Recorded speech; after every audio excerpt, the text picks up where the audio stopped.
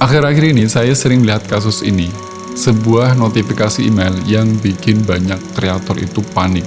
Padahal channel sudah jalan, monetisasinya juga sudah aktif, tapi tiba-tiba di tengah jalan dicabut, dihentikan. Dan yang disalahkan ini pasti AI. Lalu katanya YouTube itu sekarang sedang bersih-bersih konten AI. Katanya juga kalau misalnya kita pakai suara AI, itu akan kena demonetisasi. Dan katanya juga konten animasi AI itu dianggap konten sampah. Tapi pertanyaannya, benarkah AI-nya yang salah? Atau jangan-jangan cara kita pakai AI yang sebetulnya bermasalah? Nah, di video ini saya mau bedah mana yang mitos dan mana yang sebetulnya fakta berdasarkan realita YouTube 2026. Siap? Let's go! Hai halo, assalamualaikum, selamat datang di A-Vlog, audiovisual vlog yang membahas tentang dunia perkontenan dan vlog.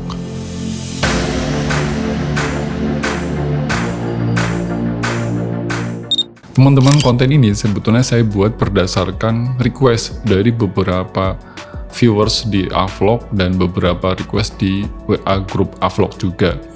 Mereka banyak sekali teman-teman kita itu yang kena demonetisasi karena dianggap bermasalah dengan AI. Ada beberapa masalah yang dianggapnya oleh teman-teman itu adalah sebuah fakta, padahal itu adalah sebuah mitos. Contoh yang pertama, ada satu mitos yang pertama. Mitos itu adalah YouTube itu sekarang sudah bisa mendeteksi AI. Lalu dia akan mematikan iklan. Dan ini adalah mitos besar yang hari ini beredar di luaran sana, dan ini dipercayai. Karena faktanya demikian teman-teman, YouTube itu tidak pernah menghukum AI sebagai teknologi.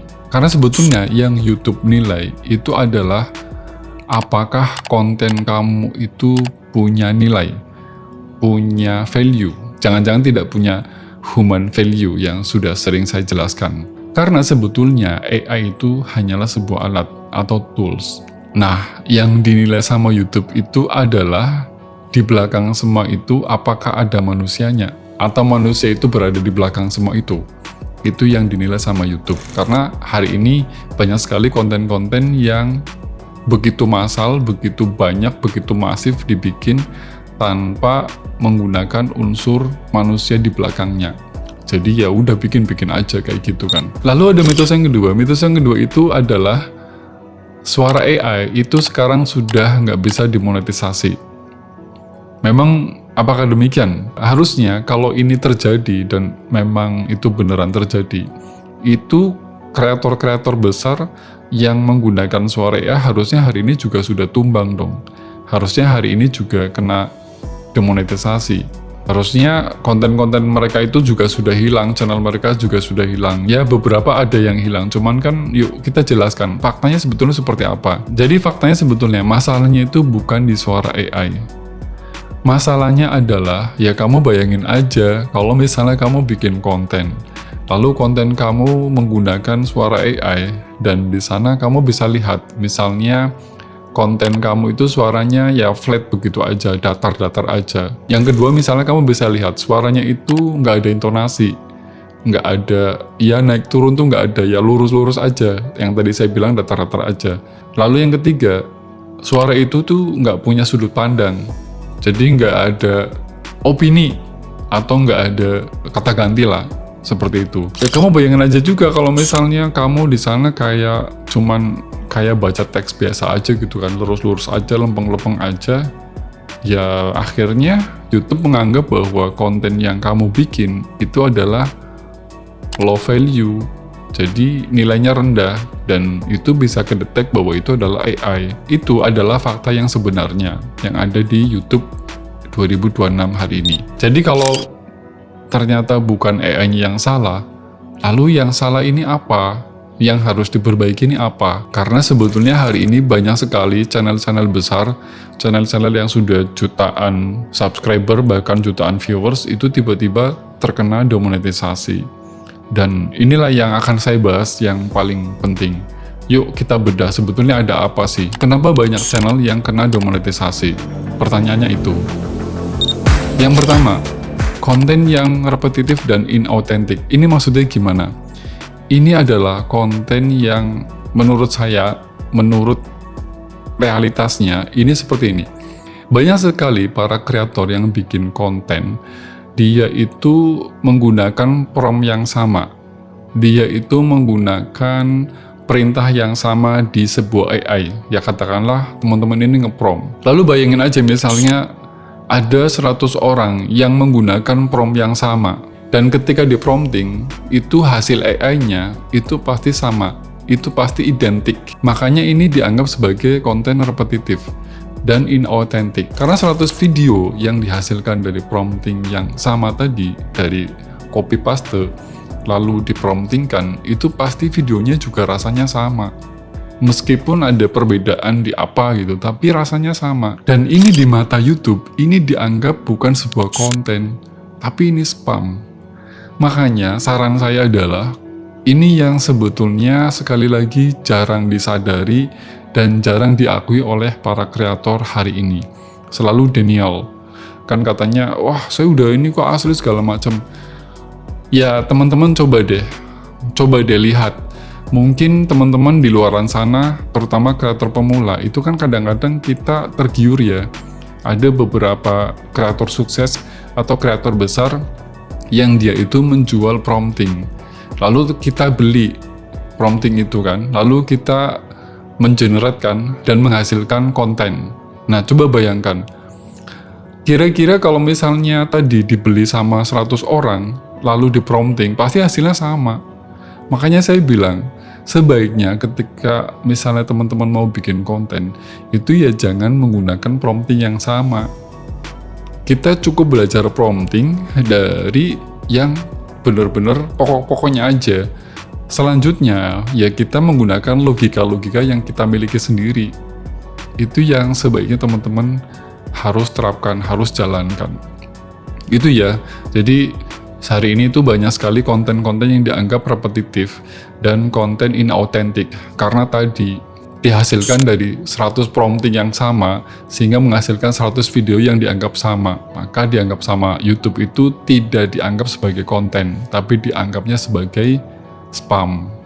Yang kedua, tidak ada human touch, atau yang saya sering bilang itu nggak ada human value, nggak ada ruh manusianya. Karena sebetulnya YouTube di 2026, walaupun misalnya kamu bikin konten menggunakan AI, tapi YouTube itu mencari konten yang perspektifnya manusia, perspektifnya betul-betul manusia, jadi bukan robot.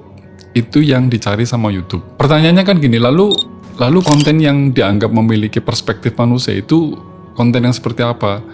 Ciri-cirinya yang pertama pasti konten itu punya opini, punya sudut pandang. Yang kedua, konten itu ada analisisnya. Jadi ada ritme pengetahuan yang disampaikan.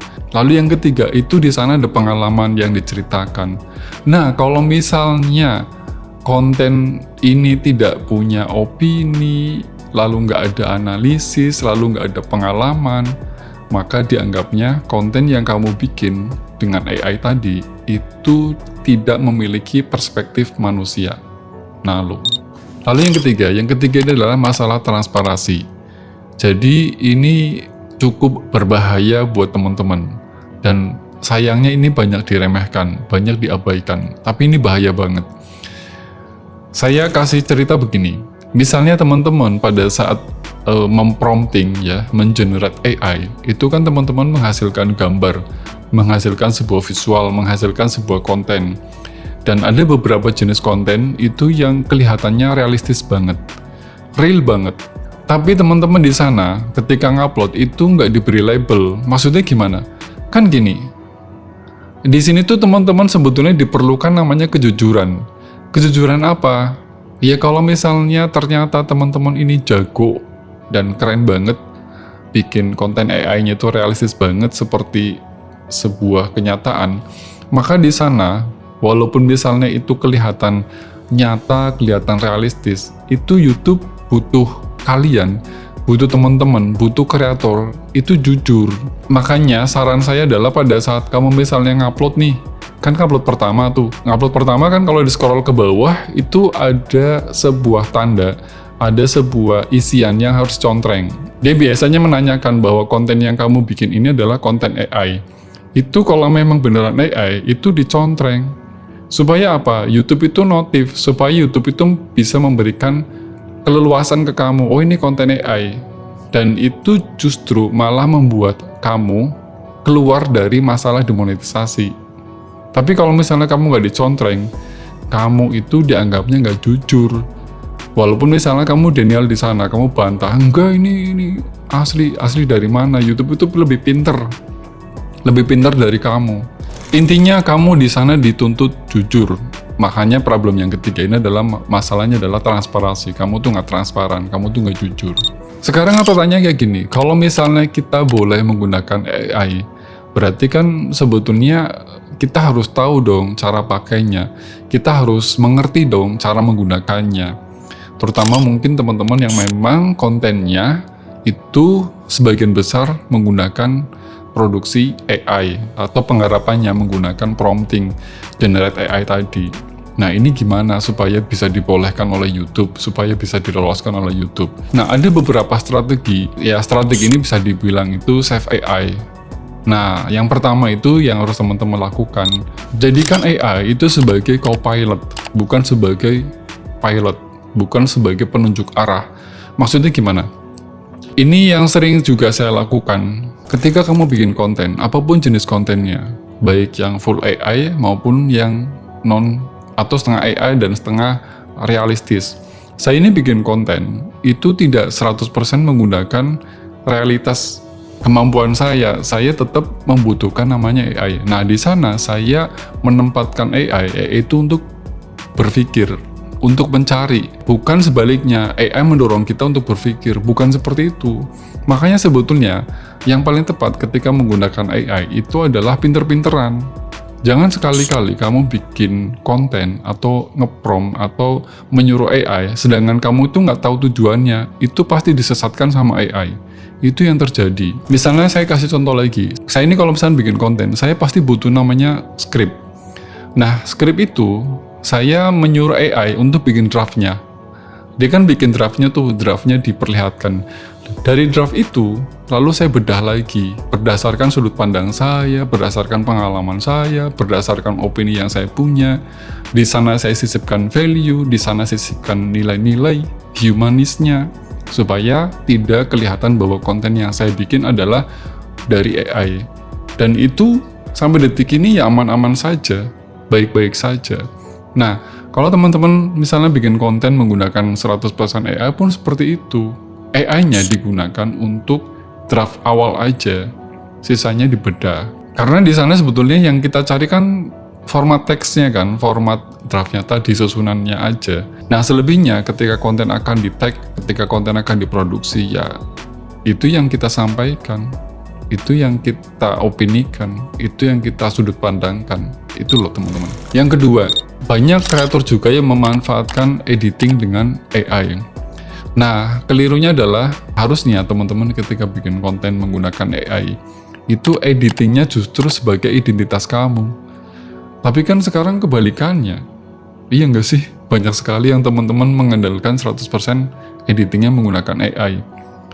Padahal harusnya editing itu adalah identitas kamu. Maksudnya gimana lagi nih? Ya sekali lagi kamu tuh di sana, misalnya kamu nge-prompt nih, ya kamu jangan copy paste begitu saja. Misalnya kan kadang nih kita minta editing, kan di editing itu ada yang namanya tahapan editing offline dan editing online. Editing offline itu adalah editing yang kasar. Kalau di film atau di TV namanya raw cut, editing yang ya kasar aja. Dia belum ada namanya transisi, belum ada namanya efek-efek yang rumit ya, belum ada. Nah, kamu tuh ya kalau misalnya menggunakan AI ya editing itu ya dimanfaatkan sebagai raw cut aja. Nanti online editingnya atau fine cut-nya ya kamu yang mempoles, kamu yang moles di sana. Itu sebagai bahwa editing itu identitas kamu. Tentu di sana ketika kamu ngedit ya kamu di sana editingnya namanya di trimming, dihias. Kamu ketika ngedit di sana ditambah opini, lalu ditambah lagi misalnya editingnya dikasih reaksi, lalu ditambah lagi misalnya, lalu disisipkan insight setiap kata-kata di visual yang kamu bikin, di visual yang kamu garap. Fungsinya adalah semua itu ketika kamu menambah opini, ketika kamu di sana menyisipkan insight, ketika kamu di sana menambahkan reaksi. Fungsinya adalah kamu memberitahu penonton sekaligus memberitahu YouTube bahwa ini adalah bikinan saya, ini adalah bikinan manusia, bukan bikinan robot. Gitu loh. Makanya sekali lagi editing itu adalah identitas. Supaya juga aman, lalu step yang ketiga atau strategi yang ketiga itu, jadi yang ketiga itu adalah transparansi adalah keamanan. Maksudnya kayak gimana? Maksudnya adalah kayak gini, bahwa sekali lagi kalau misalnya kamu bikin konten nih, konten kamu digarap dengan full AI atau separuh-separuh atau 3/4 atau kombinasi lah ya. Kalau misalnya kamu tadi bikin konten AI dan kamu menghasilkan konten yang menurut kamu, menurut mata kita, menurut mata penonton, dan menurut kacamata orang itu realistis. Tapi kan namanya YouTube itu hari ini bisa ngedetek bahwa konten yang kamu bikin, meskipun realistis, itu akan ngedetek bahwa konten itu dibuat dengan AI. Makanya, pada saat kamu tadi ngupload di awal, itu kamu harus contreng. Itu demi apa? Demi keamanan. Itu demi apa? Demi supaya kamu tidak terkena demonetisasi. YouTube itu maunya begitu, maunya transparan. Ketika kamu transparan, maka kamu punya keamanan, punya jaminan bahwa konten yang kamu bikin, iya betul, kamu mengakui, kamu jujur bahwa konten ini adalah konten AI. Lalu dicontreng, lalu diupload. Dan itu jauh lebih aman, selamat, sentosa. Kan kayak gitu teman-teman. Akhirnya sebetulnya AI itu sekali lagi bukan musuh kita. Bukan juga musuh YouTube. Bukan. Tapi AI itu bukan juga jalan pintas. Bukan jalan pintas untuk secepat kilat kamu sukses, secepat kilat itu kamu menghasilkan uang di YouTube. Yang sudah saya sering bilang bahwa konten AI itu sekarang sudah seperti ATM, ya kan, mesin uang yang teman-teman ciptakan, yang teman-teman kreator ciptakan. Sebetulnya yang membuat channel kamu itu aman itu bukan karena teknologinya, bukan, tapi nilai yang kamu berikan ke penonton. Itu yang membuat channel kamu itu aman. Karena sebetulnya YouTube itu tidak mencari konten yang dibuat secepat kilat, tidak. Tapi yang dicari adalah konten yang betul-betul itu layak ditonton. Itu yang dicari sama YouTube. Sekarang saya mau tanya teman-teman, kalau misalnya kamu bikin konten tanpa AI, kira-kira di bagian mana sih yang kamu merasa kesulitan? Yuk, tulis di kolom komentar. Siapa tahu itu menjadi pembahasan berikutnya di konten yang akan saya bahas. Dan kalau misalnya kamu masih mau berkembang di 2026, teruslah berkarya. Tapi dengan konten yang autentik. Oke? Teman-teman, kalau channel kamu sedang mengalami stuck dan ingin saya bedah langsung, link audit dan mentoring ada di deskripsi. Silakan. Mungkin bisa membantu teman-teman semuanya. Terima kasih. Semoga konten yang saya sampaikan ini, semoga apa yang saya sampaikan ini bermanfaat. Terima kasih. Sampai jumpa di konten berikutnya. Salam A Vlog.